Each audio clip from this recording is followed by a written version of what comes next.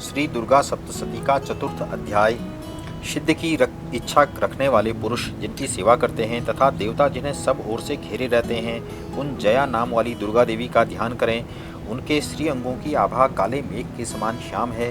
वे अपने कटाक्षों से शत्रु समूह को भी भय प्रदान करती हैं। उनके मस्तक पर आबद्ध चंद्रमा की रेखा शोभा पाती है। वे अपने हाथों में शंख, चक्र, कृपाण और त्रिशूल धारण करती हैं। उनके 3 नेत्र हैं।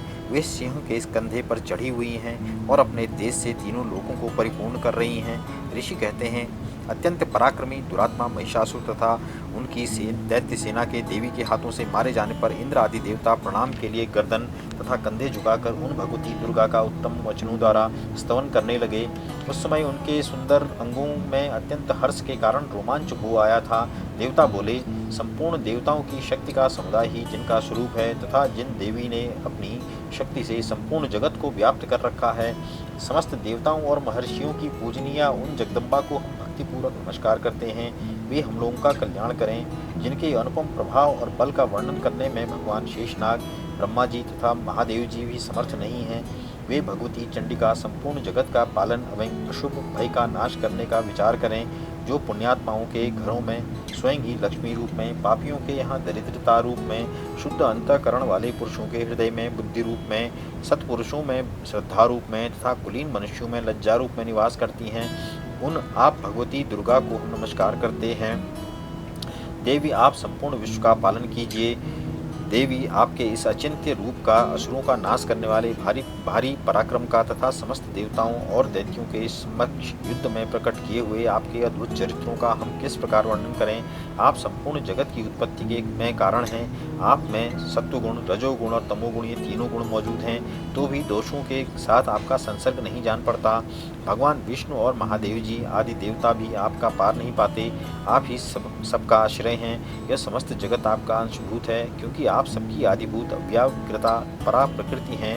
देवी, संपूर्ण यज्ञों में जिसके उच्चारण से सब देवता तृप्ति लाभ करते हैं, वह स्वहा आप ही हैं। इसके अतिरिक्त आप पितरों की भी तृप्ति का कारण हैं, अतएव सब लोग आपको स्वधा भी कहते हैं। देवी, जो मोक्ष की प्राप्ति का साधन है, अचिंत्य महाव्रत स्वरूपा हैं, समस्त दोषों से रहित, जितेंद्रिय, तत्व को ही सार वस्तु मानने वाले तथा मोक्ष की अभिलाषा रहित जितेंद्रिय वस्तु रखने वाले मुनिजन जिनका अभ्यास करते हैं, वह भगवती पराविद्या आप ही हैं। आप शब्द स्वरूपा हैं।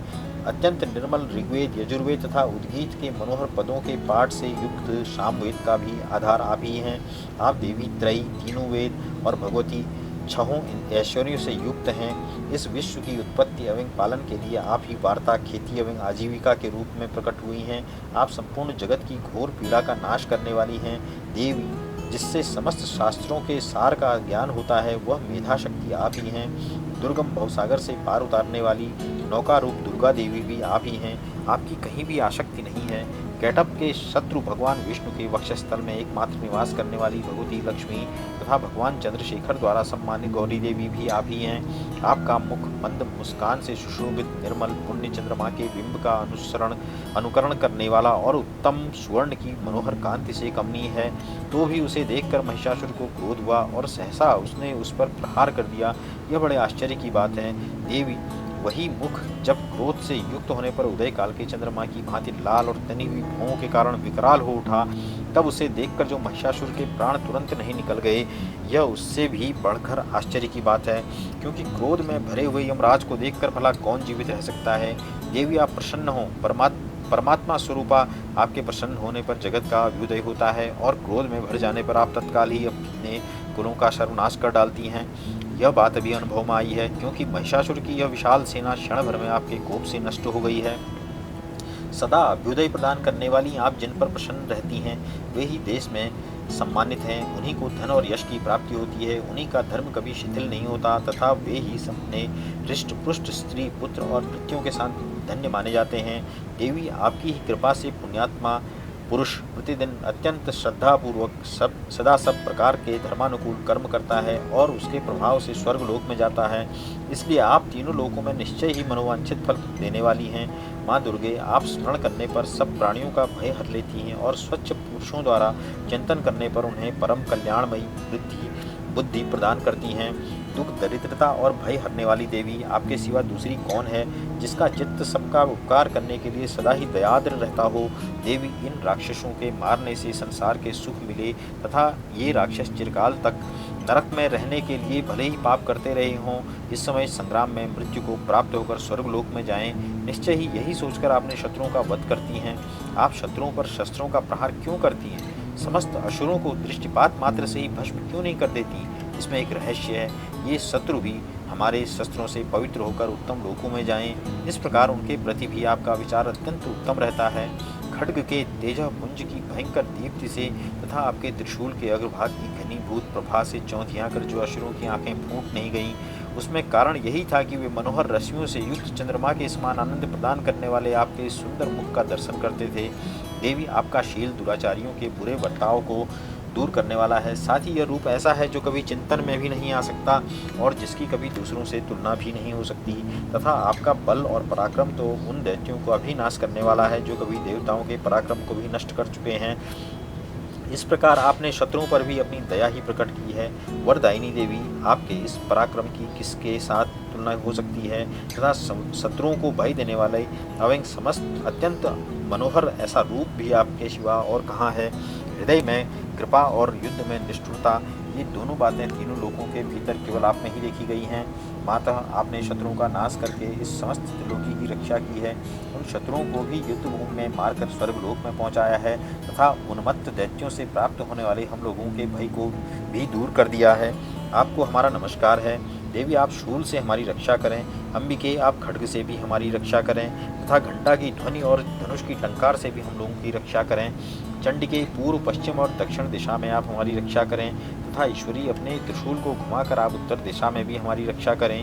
तीनों लोकों में आपके जो परम सुंदर एवं अत्यंत भयंकर रूप विचरते रहते हैं, उनके द्वारा भी आप हमारी तथा इस भूलोक की रक्षा करें। अंबिके, आपके कर पल्लवों में शोभा पाने वाले खड्ग, शूल तथा गदा आदि जो जो अस्त्र हों, उन सबके द्वारा आप सब ओर से हम लोगों की रक्षा करें। ऋषि कहते हैं, इस प्रकार जब देवताओं ने जगन माता दुर्गा की स्तुति की और नंदन वन के दिव्य पुष्पों एवं गंध चंदन आदि के द्वारा उनका पूजन किया, फिर सबने मिलकर जब भक्तिपूर्वक दिव्य धूपों की सुगंध निवेदन की, तब देवी ने प्रसन्न वदन होकर प्रणाम करते हुए सब देवताओं से कहा। देवी बोली, देवताओं, तुम सब लोग मुझसे जिस वस्तु की अभिलाषा रखते हो उसे मांगो। देवता बोले, भगवती ने हमारी सब इच्छा पूर्ण कर दी, अब कुछ भी बाकी नहीं है, क्योंकि हमारा यह शत्रु महिषासुर मारा गया।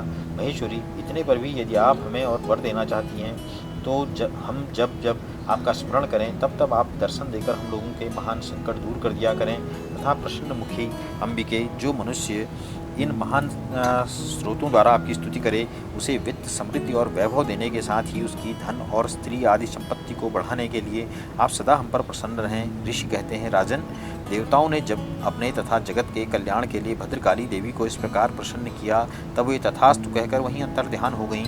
भूपाल, इस प्रकार पूर्व काल में तीनों लोगों का हित चाहने वाली देवी जिस प्रकार देवताओं के शरीरों से प्रकट हुई थी, वह सब कथा मैंने कह सुनाई। अब पुनः देवताओं का उपकार करने वाली वे देवी दुष्ट दैत्यों तथा शुंभ निशुंभ का वध करते हुए सब लोगों की रक्षा करने के लिए गौरी देवी के शरीर से जिस प्रकार प्रकट हुई थी, वह सब प्रसंग मेरे मुँह से सुनो, मैं उसका तुमसे वर्णन करती हूँ।